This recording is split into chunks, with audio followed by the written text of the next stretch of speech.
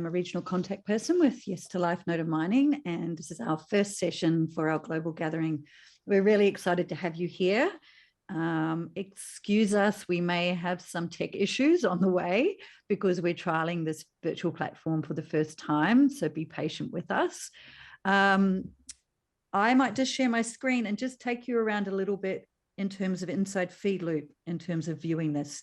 So just be about 30 seconds. So let me just do that. So we're now in the lobby page, which you would have all, I can see there's about 20 people here. So we go into program on the left-hand side.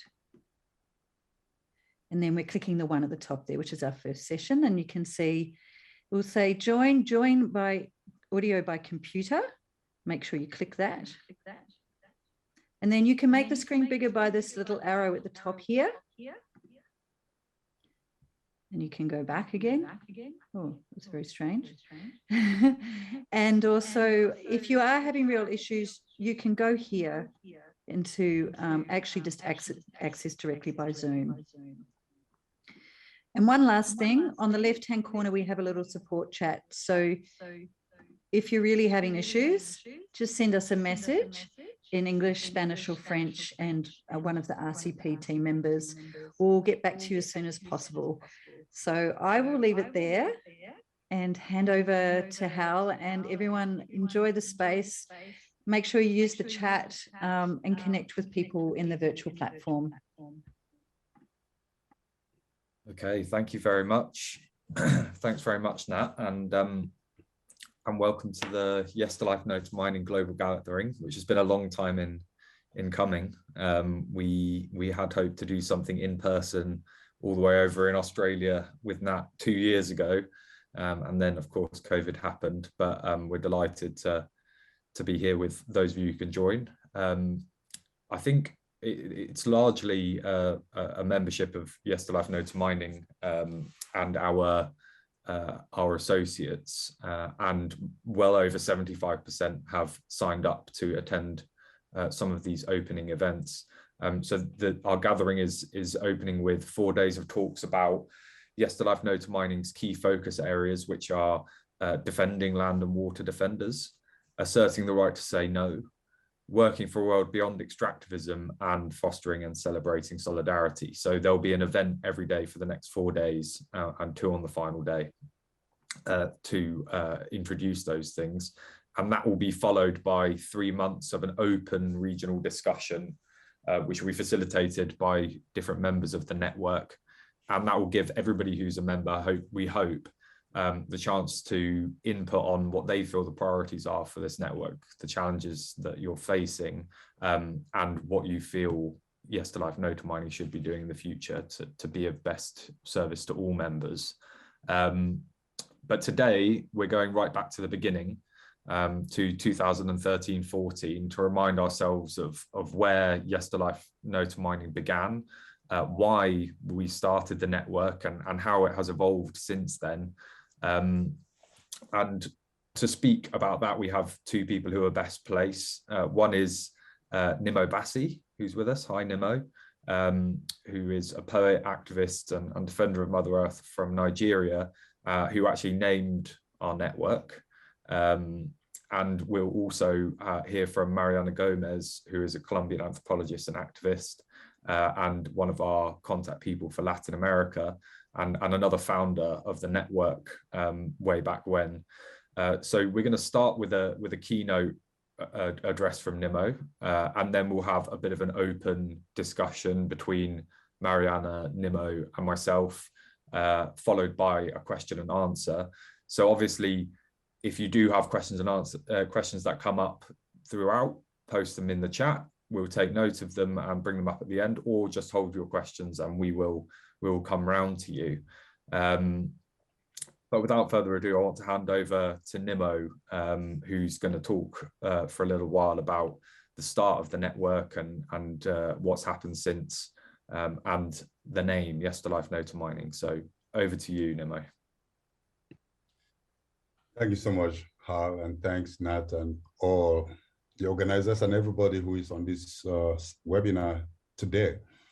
It's indeed a great thing to be in the same space from all over the world, discussing our network, Yes to Life, No to Mining. I'm especially delighted to be able to share some thoughts with you all today because I look back to 2012 when we met around a big baobab tree in Kenya, and we're discussing the ravages of mining to our communities, our cultures, to life generally around Africa and around the world. And that is how, as Hal hinted, the whole idea of Yes to Life, No to Mining came about. And it was formally launched in 2014, but as you all do know, anyone who, but I must say I've been having serious network issues all day. And so I'm going to try to be quick as I can be. And if you're hearing me, that would be great. Okay, we hear you now. Okay, thank you. I was saying that those who engage in especially large-scale mining are actually confronting life, and we humans have failed to understand that the things we call non-living may actually be living. And so we need some level of humility to understand that when we mine, we are undermining life. And mining itself is subtraction. We all agree to that. It subtracts from life. Mining multiplies troubles and woes for communities and people. It doesn't add anything to life. So the name itself, Yes to Life, No to Mining, is right on spot because mining is all about subtraction. And what we want is to add life. We want solidarity. We want to build together and not keep subtracting, which is the whole essence of the kind of destructive activities we see all around us. So Yes to Life, No to Mining recognizes that planet Earth is not the home of just humans. We recognize the fact that Mother Earth provides us a space to live on, to thrive in, and we have to respect her as our mother. And so going back to Kenya, when we sat under that huge tree to discuss the issues of mining and life, just look at a tree, have a conversation with a tree, have a conversation with nature. It's a way of reminding ourselves that nature holds the key to the future and that Mother Earth can well do without humans. So why don't we respect her and be thankful for being given the space to dwell on Earth. And this is why Yes to Life, No to Mining is so critical to all these arguments.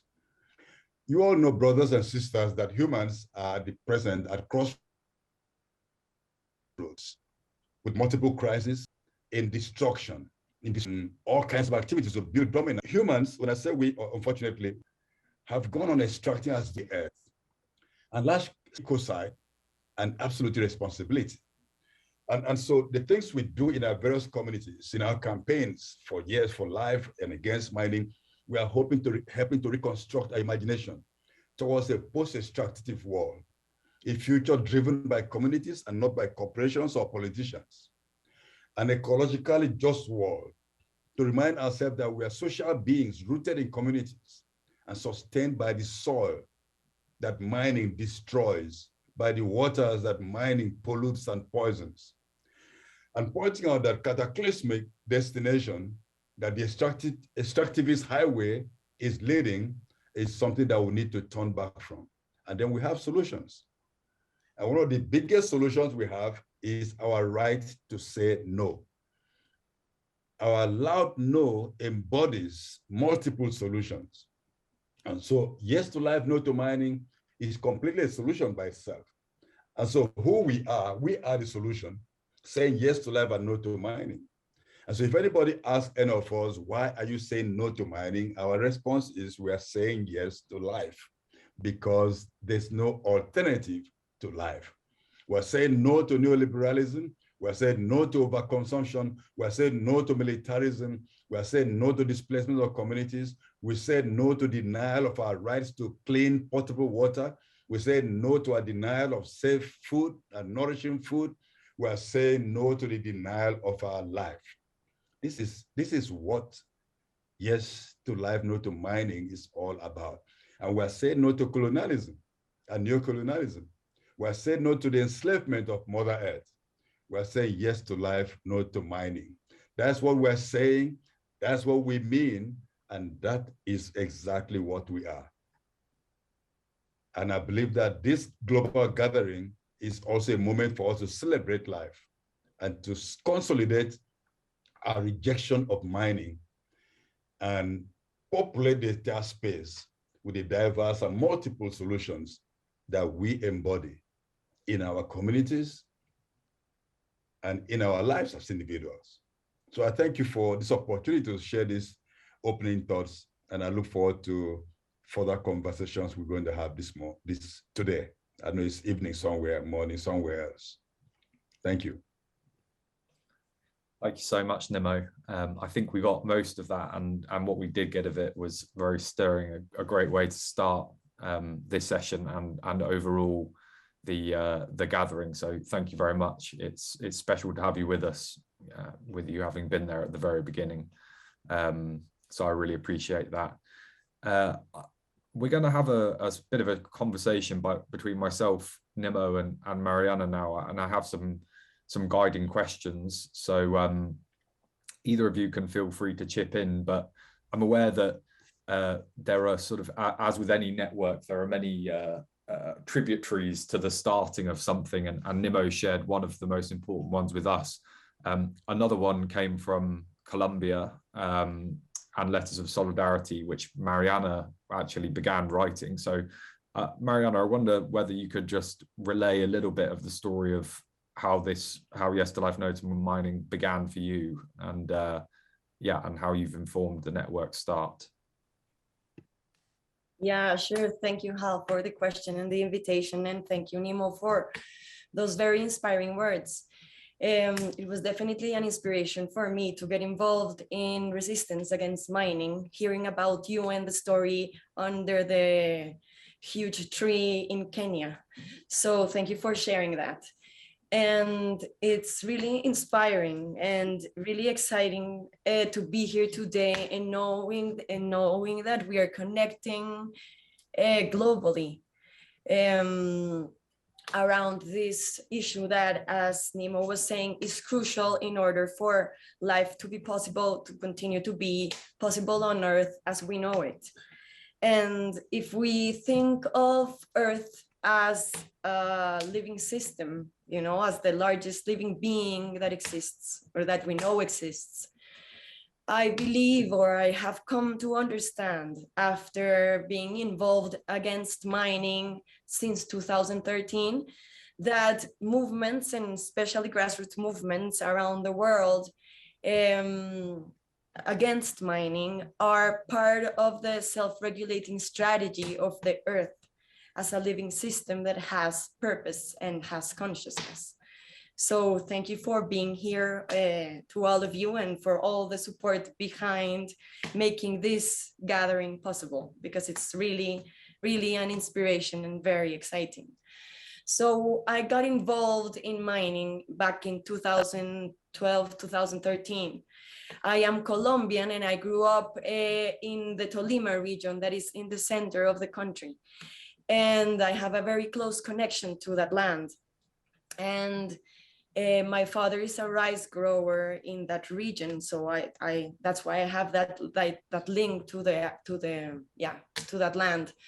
And we learned back in 2012 that one of the largest gold mining corporations in the world, South African based, called Anglo Gold Ashanti, was going to extract the gold from a town very near to the town where I grew up, and to place the tailings dam of a huge mine in the town where I grew up called Piedras. And I am an anthropologist, and I had always worked with indigenous people in Colombia, which have a very strong cultural system that like enables them to understand themselves as part of the living system that sustains them. But I was really amazed to find that the people who I had grown up were willing to stand to defend the land. And so the people in Doima, the town where I grew up, stood in a little bridge that gave access to the town and to the place where the company was making the drilling in order to start the exploration phase. And I was really inspired by this and decided to get involved and yeah, support this movement. And I became kind of a bridge because I had the opportunity to go to an American school. So I speak both languages. And I was so inspired by what was happening there that I started reaching out internationally to gain solidarity to what was happening in Piedras and Doima in the Tolima region in Colombia. And after the town where I grew up held the first popular consultation in the country, that's like a referendum in order to say no to mining, and it won with 98% of the inhabitants of the municipality saying no to mining, I was convinced that this story had to get out of the country and gain international visibility. So I thought like, okay, Colombia is like a country that many people don't know.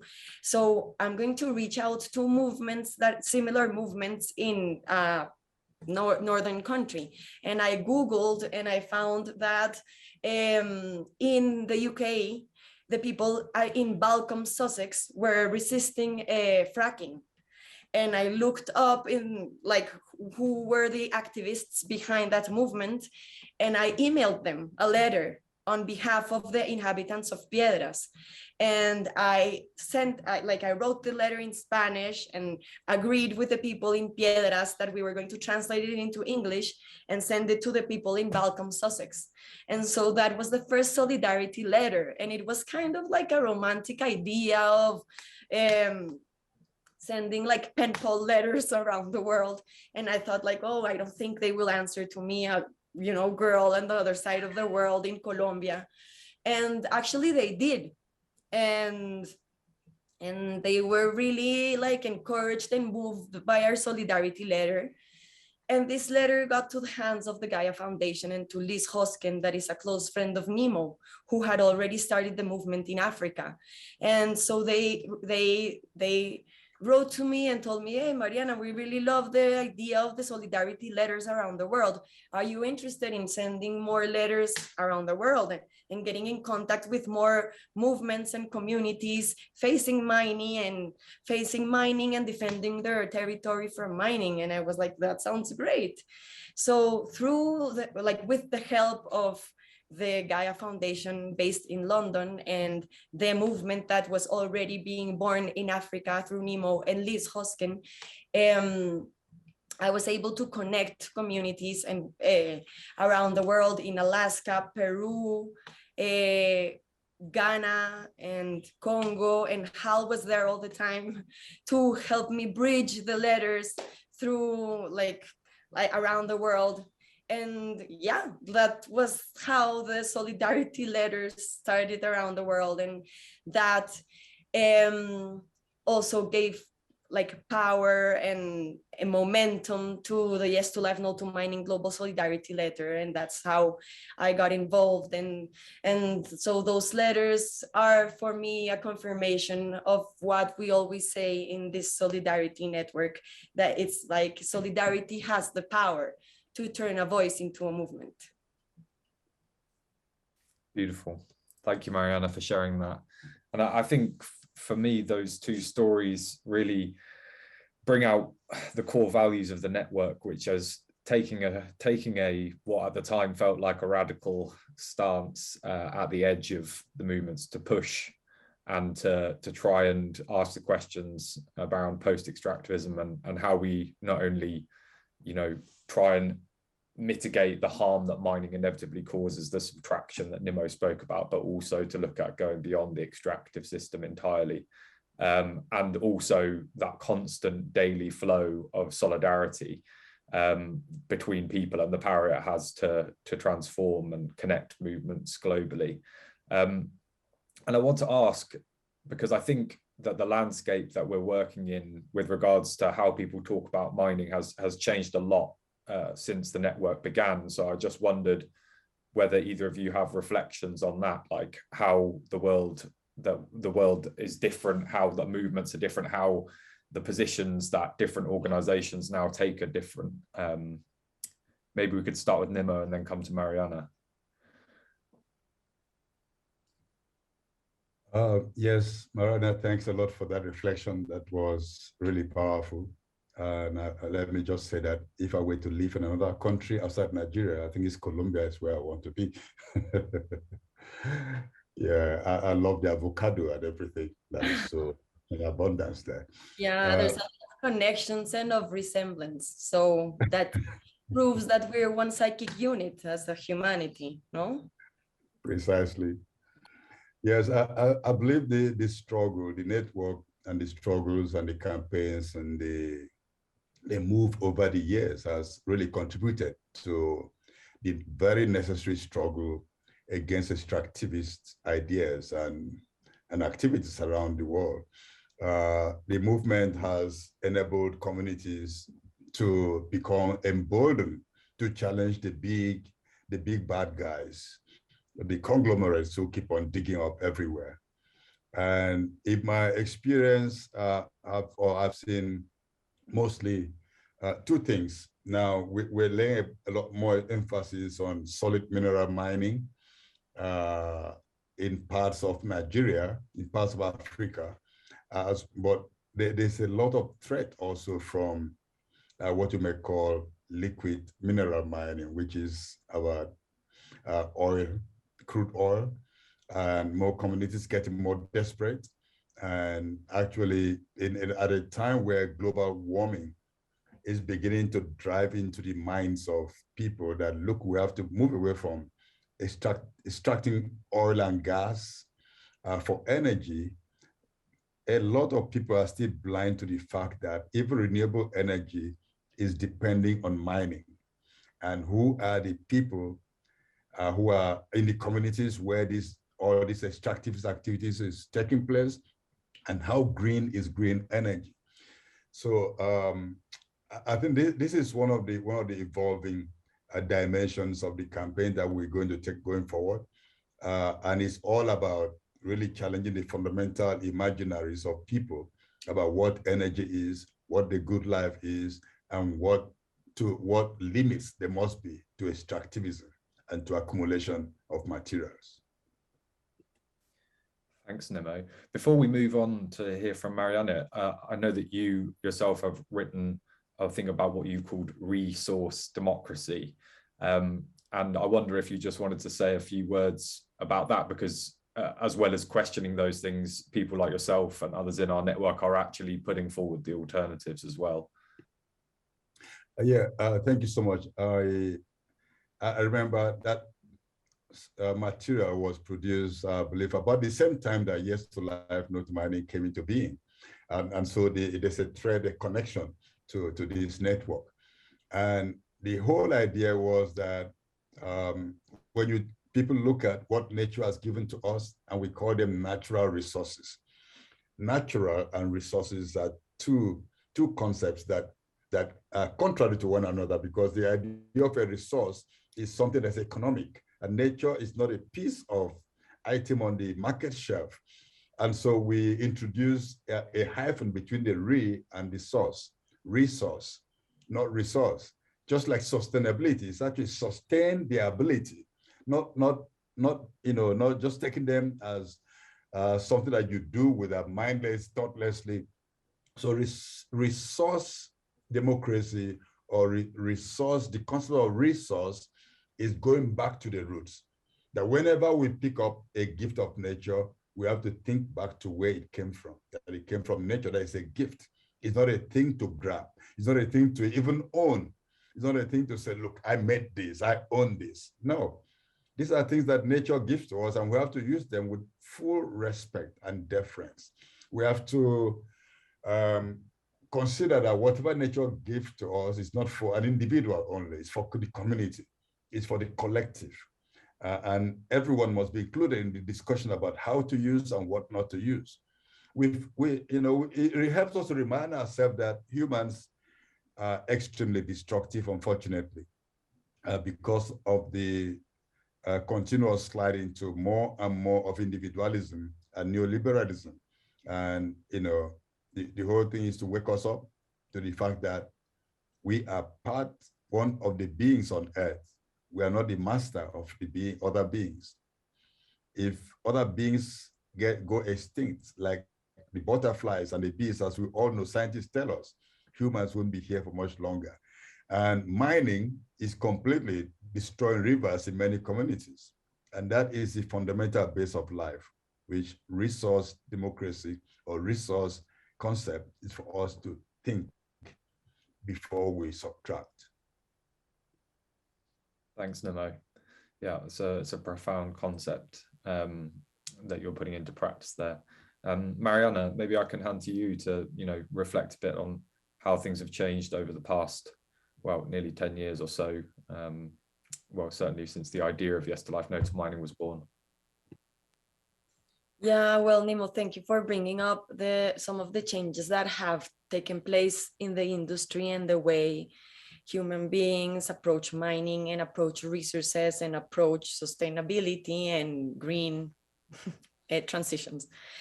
I maybe can contribute from the perspective of how mining resisting movements have evolved and have had to address and evolve different questions along the years. And that, at least from my experience in that sense, when we started resisting mining, like it was like, how are we going to fight this dragon, this huge mining corporation that has all the power in the world? So kind of like we are, like simple citizens in a very small town that nobody knows about in Colombia. And so our energy and our attention was directed to say no, to resist, to, block the company from entering our territory, through saying no through the popular consultations, like that are like civil society, democratic participation mechanisms in our legal framework in the Colombian Constitution. So activating all these democratic participation mechanisms that enable us or give us the opportunity to say no, and also to innovate in that sense, because they are participation mechanisms that had never before been used legally to say no to mining. And all the questions that feed like that legal loophole opens, right? Like, for example, who is in charge of ordering the soil and subsoil in the country, and how can citizens participate in the decisions that will affect their future? So that was where our attention was. But then the movement got momentum, and Piedras and its popular consultation started connected to Cajamarca, that is where the open pit would be based for this huge gold mine. And the movement in Cajamarca started what we have called the popular consultations boom. And so we gained momentum, visibility, and as in everything in life, this is a paradox, that gaining visibility, of course, is a sign of success, but also a risk. And so, of course, the discussion started to arise, perspectives that were saying that citizens were blocking development, and that people in the countryside wanted to be poor forever, and that these municipalities that were saying no to mining were going to, like, their GDP was dropping, and that the people were going to have no opportunities and no access to education or health services, and that we were going to be poor forever. And so then we identified the need to tackle those arguments, you know, and that's where it was very important for us to dream and envision alternatives for these municipalities, and to like envision like ways in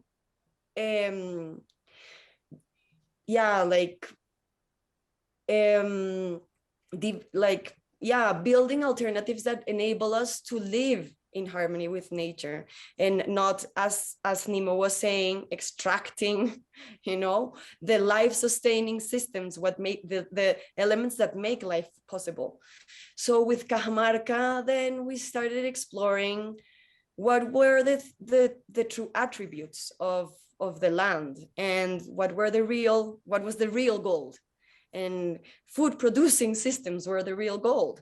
And so we started drafting alternatives around that real, you know, treasures of the land, and connecting with industries that were interested in supporting this life-sustaining oriented production chains. And so we started connecting with restaurants in the cities, and connecting producers directly with consumers in the cities in order to make production chains. And so I think that one of the things that have also changed in the arena of saying no to mining is that movements have to have this in mind since the beginning, because the other like the companies have become so good at saying people in the countryside and local communities and indigenous peoples are blocking the development, and saying that therefore this is kind of a short-sighted vision of development and life, and not wanting not aspiring, you know, better things. But what is better, you know, what is development, what is what we are giving value to? And so asking that question and building alternatives and dreaming alternatives collectively has also become important in order to tackle those arguments that that place communities saying no to mining in a position of supposedly blocking development. And so for that, solidarity is also very important. So communities can share their strategies and their visions and what has worked. I mean, there's not one recipe, right? That's not necessarily what is sustainable and may work here, may work in another place, but inspiring each other around the world and how alternatives are built collectively from the communities is also key for the movement saying no to mining currently. Thank you, Mariana. We are going to open it to questions in about 5 minutes, but before we do that, I guess this gathering is it's a lot about everybody in the network being able to have their say about how they hope the future will be for this network. What are the priorities? What are the urgent needs? And I think you've both mentioned some of them. The two that come to mind, which have been a constant theme in our work, is being able to say no, having the right to say no, and asserting that when it's not being recognized, and also to develop those alternatives. And by alternatives, we mean things that make sense for local people, not an ingredients list of those kind of like imposed alternatives. So I wonder if in closing, you could just offer a few thoughts each on what excites you about Yes to Life, No to Mining's next steps, and any sort of key themes that you feel we should be putting emphasis on as a network, as two of the people who have been part of it for the longest period of time. Maybe Mariana should go first.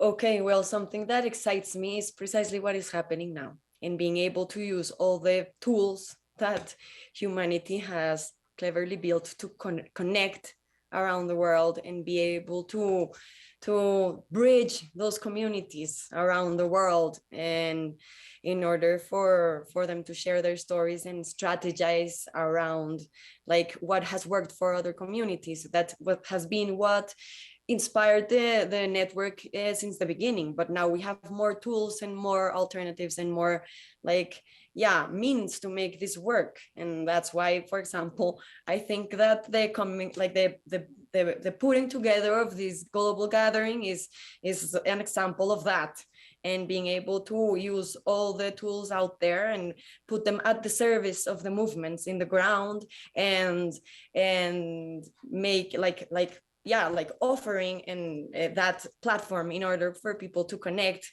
for me is key, and it's inspiring, because so like when you get involved in movements resisting mining, it's at the beginning it seems like kind of lonely, and you know, like you feel like that you're the only person in the world going through that. But the truth is that this is systematic, and we already know how the companies behave, and we can foresee some of their, you know, their strategies and prepare for them. And in order for that to be able to happen, we have to connect around the world. And I really think this gathering is a leverage point for the global solidarity network. Absolutely, Mariana, I totally agree with your comments and your dream for the future. I think we are looking with the same eyes. One of the things that excites me about this network is the flexibility. There's no rigidity at all in yes to life, no to mining. And I think that is the strength also, because rigid structures don't last long, but flexible structures can withstand the storms and the floods and the earthquakes. And I think this is a great thing for us. I also agree that the resources that are made available, especially online, the tools for learning is so important, because communities from around the world can continue to learn from what others have used. And I think we'll continue with that into the future. Of course, we're making sure that the future remains, that we can get to the future, because what we're seeing around the world today, the extractivist activities and the lack of concern about climate change is almost like placing the world at tremendous risk. Putting humans, not the world will continue to be here for a while. Yes, one of the things I believe we may have to lay more emphasis on in the future is to let people know that the name Yes to Life to Mining is a big umbrella, and mining has multi-sectoral implications and impacts. It affects production of food, the farmers, the fishers, everyone. Let's give him a couple of seconds. Everyone who depends on the soil, but they're actually right in the middle of what we're doing. Yeah. Thanks, Nnimmo. We lost you for a second, but I think we caught up in a sort of quick fire fashion. Well, thank you both for offering your reflections on the past, present, and future of the network. It's nice to have a moment to take stock, and it's important to do it every now and again. We will, of course, be recording this and making it available to everyone who couldn't be here today. But now I would like to open the floor up really to anybody who has a question. We did have a comment earlier, which I'd like to reformulate into a question for you both, which relates to something you've already been talking about, which is from Leon, who is one of our regional contact people in Southeast Asia. Leon says that he agrees that the energy transition and the extractivism it entails are indeed a trend we have to decisively confront in the next less than a decade. I know that you both have looked into this a great deal. And Nnimmo, you also have been a climate campaigner for a very long time. So I'm wondering how you feel we can bridge this gap between those two spaces, because it often feels like the main solution that's pushed for the climate crisis is renewable energy, and of course that is part of the solution. But how do we get the climate justice movement and the anti-extractivist movement singing from the same hymn sheet. I'm not expecting you to solve it, but I would value your thoughts, and I'm sure Leon would as well.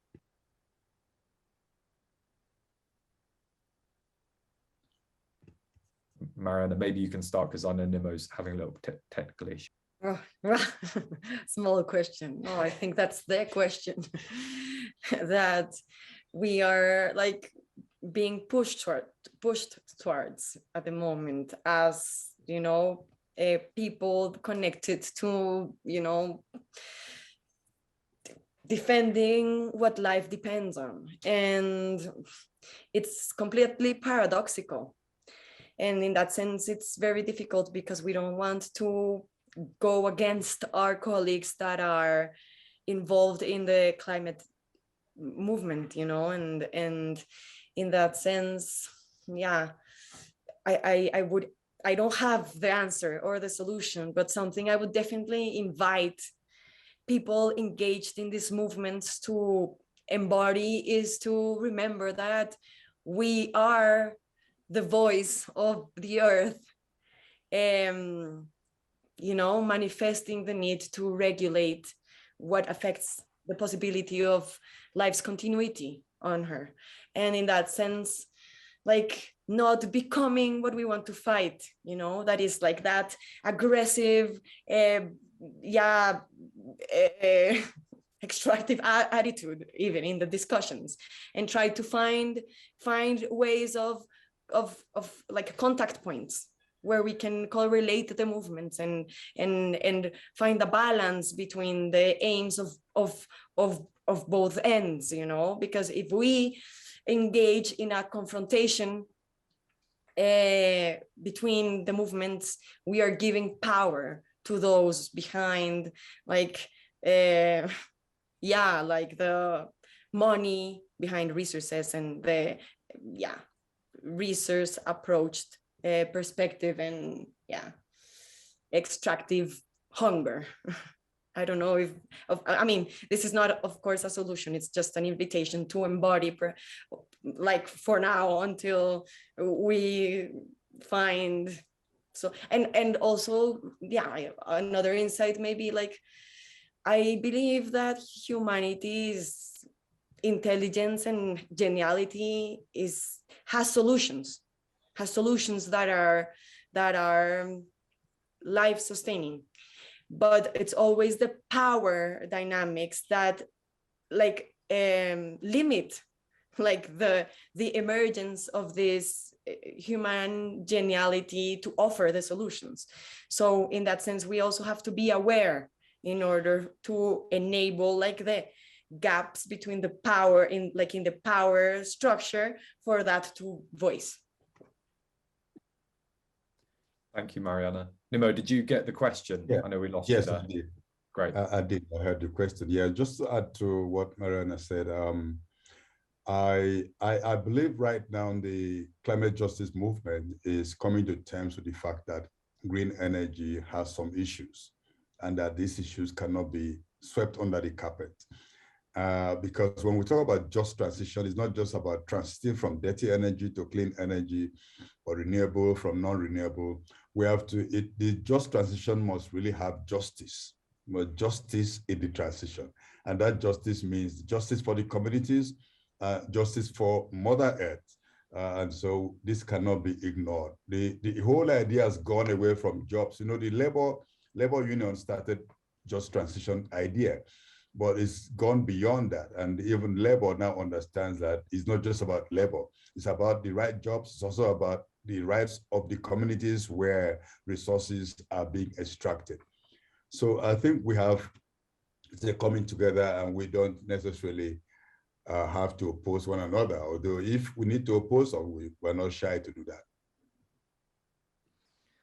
Thank you, Nnimmo. We have another question, which is more on movement dynamics from Wit. So the question is, Mariana mentioned the paradox of problems of movements growing. One of the strengths of Yesterlife Notes Mining is its clear purpose and democratic and diverse ways of working, building from the ground up. I wonder, as Yesterlife Notes Mining grows to deal with growing needs, how can it best hang on to these strengths?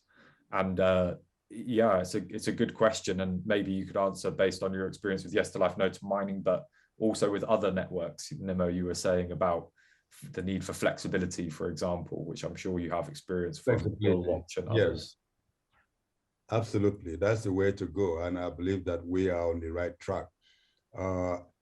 When you have non-flexible networks, end up being top-down. But Yesterlife is grassroots, bottom up, and this, I believe, no matter how big the movement gets, as long as it's bottom up, as long as we're connected to the roots, we're going to keep on surviving and making impact. Any thoughts, Mariana?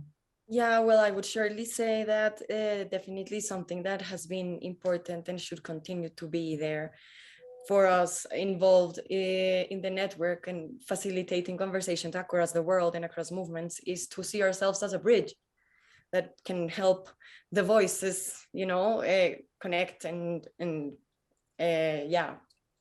like voice their message. But how? I would love to hear your insights regarding these questions as well, because you have been the heart beating of this network after 10 years or all these 10 years. So definitely I would love to hear your insights about this question as well. If I'm sure, if I'm that's fine, you can throw it back to me. Well, it's a good question. I mean, I would echo the need for flexibility, and also I think, you know, especially for people coming from like, I can only speak from my own experience, but coming from a Western background, there's a kind of an obsession with action and being the same or more active all of the time. And I think accepting that a network goes through peaks and troughs of communication, and that the involvement of the whole membership kind of expands and contracts depending on what's happening. You know, I think that is inevitable, and I think that's always going to happen. Although I would say that I think the need for engagement is increasing as the extractive threat increases. I think that we have always had a strong set of people who are willing to put a huge amount of effort into the network as volunteers, and you need that as well. And I think that we hope that that group might expand. It initially started with, you know, I think something we all came to see as being slightly absurd of having one person in each global region. Luckily, we've expanded since then, and I think expanding to have more regional people who are playing a more active facilitation role will be key. But I think the structure works, where those people are all drawn from member groups in the network, and they give their capacity where others aren't able to give theirs, but in a way which is very sensitive to what the grassroots organizations that are part of our network need.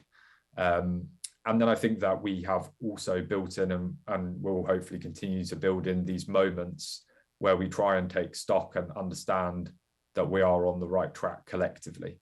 And having those moments to check in is very important, so that, you know, thoughts and problems and challenges and opportunities can come to the surface. I also think that, I mean, just as a very personal reflection, for me, the most powerful forms of solidarity always come through building friendships.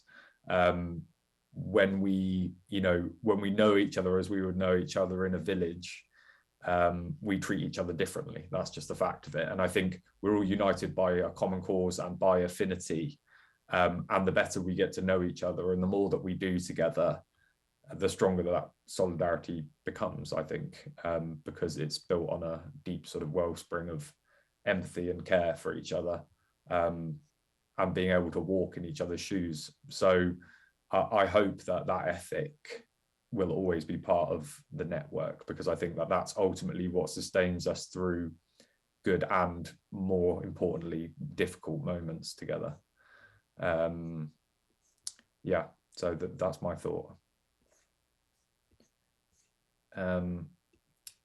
So we've got a couple of minutes left, and maybe I'm going to indulge myself and by throwing this back to Nnimmo and Mariana to just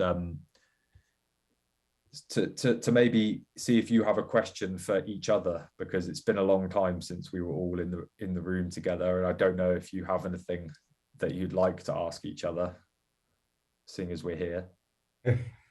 Well, this is really a global space to ask each other questions. So, Mariana, I really admire the work you do, and it's true, we haven't been in the same space for a long time.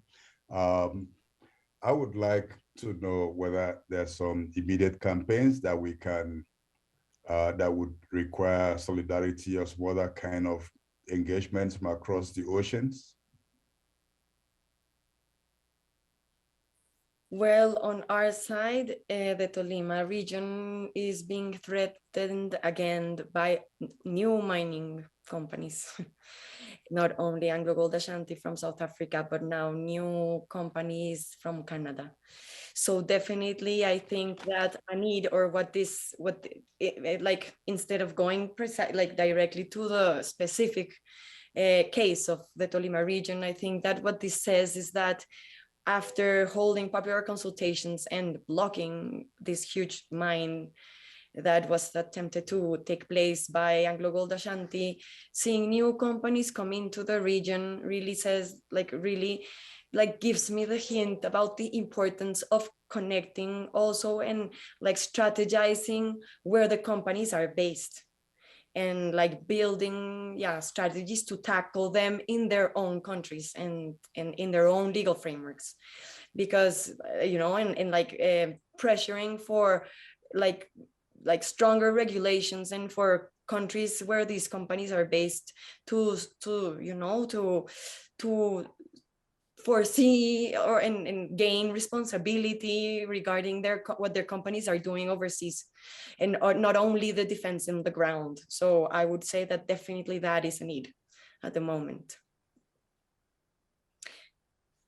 And well, back to like a question to Nnimmo. So maybe you, as the wise elder of this network that sat under that ancient tree that day and inspired and lit the fire of this global network, I have a 4-year-old little girl, and I would love to know what you would say and what would be the message you would leave for those new generations. Oh, wow. It's as though you know what I'm engaging in these days. We have a program we call Learning from the Wise. And the whole idea is to get young people to sit at the feet of older people to learn about what was in the past and what has been lost over time. And so what I would tell your daughter is the stories of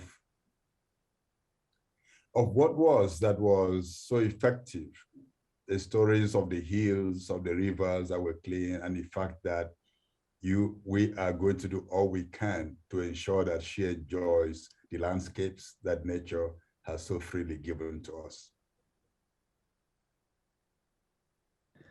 That's very beautiful, and I'm sure that Mariana will convey that to Layli. And thank you both. I think it's been a very having Mariana by the fireside has definitely added a dimension of kind of being around the campfire, which is really lovely. I hope that everybody who's been part of this call with us has felt the same. Obviously, this is the start. This is the sort of opening ceremony of the gathering as a whole, and we will have more events in the coming days. So please do check out in the Feedloop platform and via your email those events. Come along to those. We're going to have speakers from all over the world who are doing incredible work, just like Nnimmo and Mariana, and we hope that the conversation can continue at this very thoughtful and profound level that you've both shared with us today. So thank you to you both. Thank you to our interpreters, Elena and Andrea. Thank you to Nat, Jaime, and the whole tech team that have pulled this together, and anyone who's had a hand in it. and we will see you again tomorrow, and then for the following days after that, and then for 3 months after that, and then we keep doing what we're doing. Can we say finally for people to engage in the question that is there in the engage tab, but also I think it's in the chat here somewhere, I can repost, but and you can do this anytime. Yeah, it's just to hear your thoughts on where you would like to see this network going into the future. There's been a few chats on Feedloop about keeping this movement secure for our frontline communities and making sure the corporations don't get our strategies and use them against us. So yeah, we need to keep those conversations going, and many more. So thank you. Brilliant. Yeah, and to encourage the participants today to self-organize their own conversations during the following months, because that's the way to connect, and that's what we want to offer, a platform for people around the world to connect. Yeah, I send energy to everyone. Enjoy the day. Thank you, Mariana. Thank you, everyone. Have a good day or night. Bye. Goodbye. Bye, everybody.